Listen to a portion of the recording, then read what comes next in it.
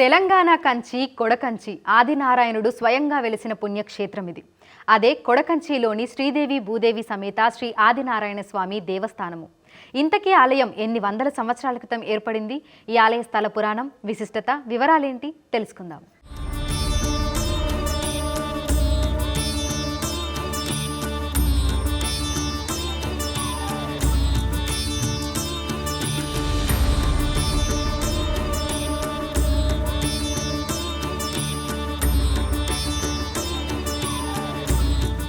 మనం చూస్తున్న ఈ పుణ్యక్షేత్రమే తెలంగాణ కంచిగా ఖ్యాతి చెందిన కొడకంచి క్షేత్రం. ఈ పురాతన పుణ్యక్షేత్రానికి 1000 ఏళ్ల చరిత్ర ఉంది. అందుకు సజీవ సాక్ష్యాలే ఈ క్షేత్ర ద్వారాలు, ఆలయ గోపురము. ఇక్కడే శ్రీమన్నారాయణుడు స్వయంగా కొలువుదీరి భక్తులకు దర్శనమిస్తున్నాడు. తమిళనాడు రాష్ట్రంలోని కంచి ఆలయాన్ని పోలినట్లుగానే ఉంటుంది ఈ ఆలయం. అక్కడ ఉన్నట్లే ఇక్కడ బంగారు, వెండి బల్లులు మనకు దర్శనమిస్తాయి. ఆలయం సుమారు 1000 సంవత్సరాల చరిత్ర కలిగిన ఆలయం. సేమ్ కంచిలో ఏ మడికట్టు ఏ సాంప్రదాయం ఉంటుందో సేమ్ కొడకంచిలో కూడా అదే మడికట్టు అదే సాంప్రదాయం ఉంటుంది. అక్కడ బంగారు వెండి బల్లీలు ఎలా ఉంటాయో ఇక్కడ కూడా బంగారు వెండి బల్లీలు ఉంటాయి. అక్కడికి వెళ్ళిన వాళ్ళు బంగారు బల్లి వెండి బల్లి ముట్టుకుంటే ఎటువంటి ఫలితాలు ఉంటాయో కొడకంచికి వచ్చినా అవే ఫలితాలు ఉంటాయి. కంచికి వెళ్లకున్నా కొడకంచికి వెళ్తే అంతటి పుణ్యం వస్తుందనేది నానుడి. సంగారెడ్డి జిల్లా పటాన్చెరు నియోజకవర్గ పరిధిలోని జిన్నారం మండలంలో ఉంటుంది కొడకంచి. ఇక్కడే శ్రీదేవి భూదేవి సమేతంగా శ్రీ ఆదినారాయణ స్వామి కొలువుదీరాడు. ఆలయంలోకి అడుగు పెట్టగానే ఆనాటి ఆనవాళ్లు అడుగడుగునా కనబడుతుంటాయి. ఆలయ ముఖద్వారం, దర్వాజాలు, అతి పురాతనమైన గోపురం ఈ క్షేత్ర ఉనికిని తెలుపుతుంటాయి. లోపలికి వెళ్లిన తర్వాత ఒక పెద్ద రాయి మీద ఆలయ నిర్మాణం కనిపిస్తుంది. కంచి ఆలయాన్ని పోలిన ఆలయంలాగానే ఈ ఆలయాన్ని నిర్మించాలనే ఉద్దేశంతో ఈ ఆలయాన్ని ఏకశిల మీద నిర్మాణం చేశారు.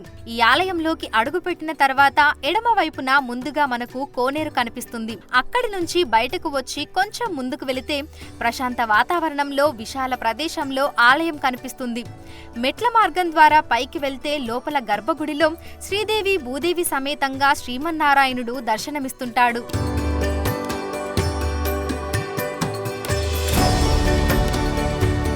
ఇక ఈ ఆలయ స్థల పురాణం వివరాల్లోకి వెళితే సుమారు ఇది 1000 సంవత్సరాల చరిత్ర కలిగిన ఆలయం ఇది.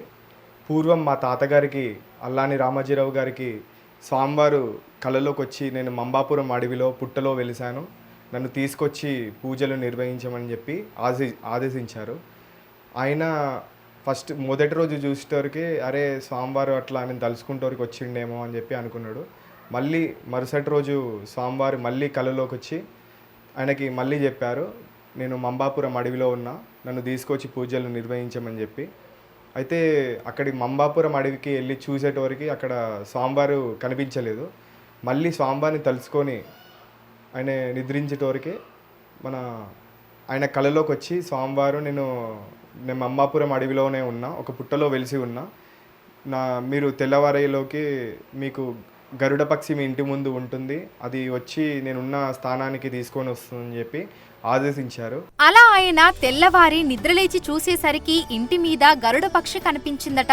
ఆ పక్షి చూపించిన దారిలో అల్లాని వంశస్థులందరూ వెళ్లారట. అలా మంబాపురం అడవుల్లో స్వామివారు పుట్టలో వెలిసి కనిపించారట. అయితే మేము తీసుకెళ్తామని వారి మధ్య వాదనలు జరిగాక అప్పటికే రాత్రి కావటంతో ఒకరి ఎడ్ల బండికి మరొక ఎడ్ల బండిని కట్టి అందులో స్వామివారి విగ్రహాన్ని ఉంచి వదిలేశారట. అలా రాత్రంతా ఆ ఎడ్ల బండ్లు ప్రయాణం చేసి తెల్లవారేసరికి కొడకంచి శివారులో ఆగాయని, అక్కడే ఉన్న కొండ మీద స్వామి తనకు తానుగా శిలారూపంలో వెలిశారని ఆలయ ధర్మకర్త తెలిపారు. అలా అప్పటి నుంచి ఇప్పటి వరకు తమిళనాడులోని కంచిలో ఎటువంటి మడికట్టు ఆచారాలైతే పాటిస్తారో అలాగే కొడకంచిలో కూడా పాటిస్తున్నామని అన్నారు.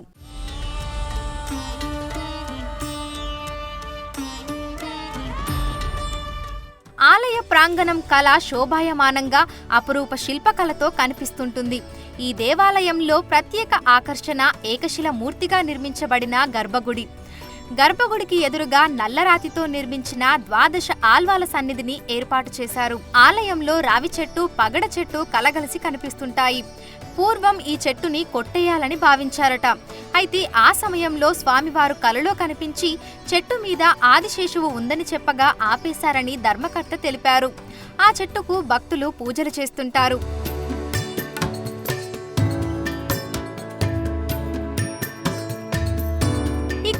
ఆలయం కింది భాగంలో ఒక బండరాయి ఉంటుంది. దాన్ని కోరికల బండ అంటారు. ఆ రాయి దగ్గర కూర్చొని రాయి మీద 2 బొటనవేళ్లు ఆనించి కోర్కెలు కోరుకుంటే తీరుతాయని భక్తులు నమ్ముతుంటారు.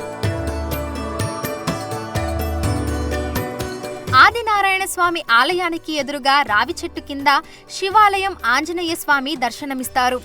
ఈ ఆలయానికి కూడా 1000 ఏళ్ల చరిత్ర ఉంది. ఈ పక్కనే ఉన్న చెరువు నుంచి శివలింగం, నంది విగ్రహం కొట్టుకొని వచ్చాయని చెప్తున్నారు. ఈ శివలింగం అరుదైన బ్రహ్మసూత్రంతో ఉంటుంది. ఇక్కడి లింగాన్ని దర్శనం చేసుకునేందుకు భక్తులు తరలి వస్తుంటారు. విష్ణు సహస్రనామంలో భీష్మాచార్యులు తెలిపిన దాని ప్రకారం ధర్మాన్ని అనుసరించి జీవులను ఉద్ధరించడానికి మహావిష్ణువు ఎత్తిన అవతారమే ఆదినారాయణ స్వామి రూపం. ఈ పుణ్యక్షేత్రంలో నిత్యం స్వామివారికి పూజా కార్యక్రమాలు నిర్వహిస్తున్నారు.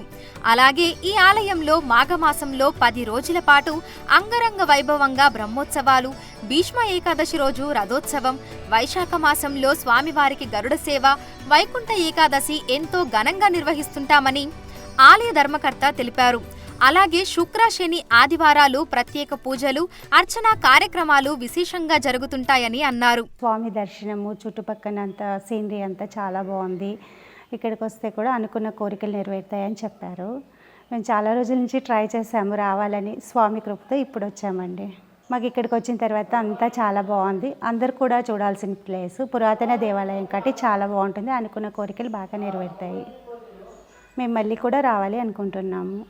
ఇది కొద్ది రోజుల క్రితము మా ఫ్రెండ్స్ ద్వారా తెలుసుకున్నాము. ఎందుకంటే వాళ్ళు కొడకంచిలోనే ఉంటారు. వాళ్ళ ద్వారా తెలుసుకొని వచ్చాము. అంటే కొడకంచిలో వచ్చి ముక్కుంటే కంచికి పోయినంత పుణ్యమని వారు చెప్పంగా విన్నాము.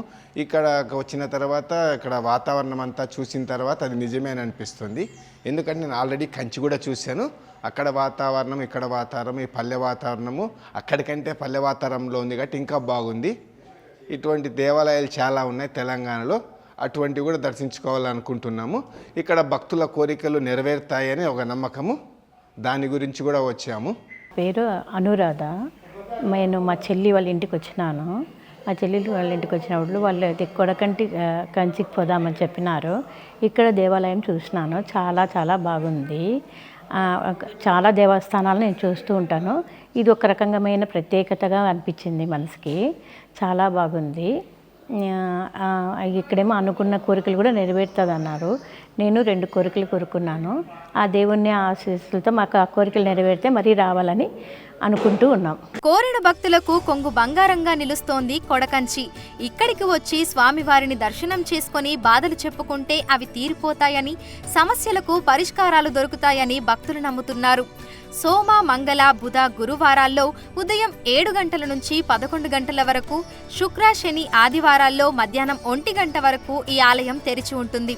2 తెలుగు రాష్ట్రాల నుంచే కాకుండా కర్ణాటక, మహారాష్ట్ర వంటి ఇతర రాష్ట్రాల నుంచి కూడా భక్తులు ఇక్కడికి తరలి వస్తుంటారు.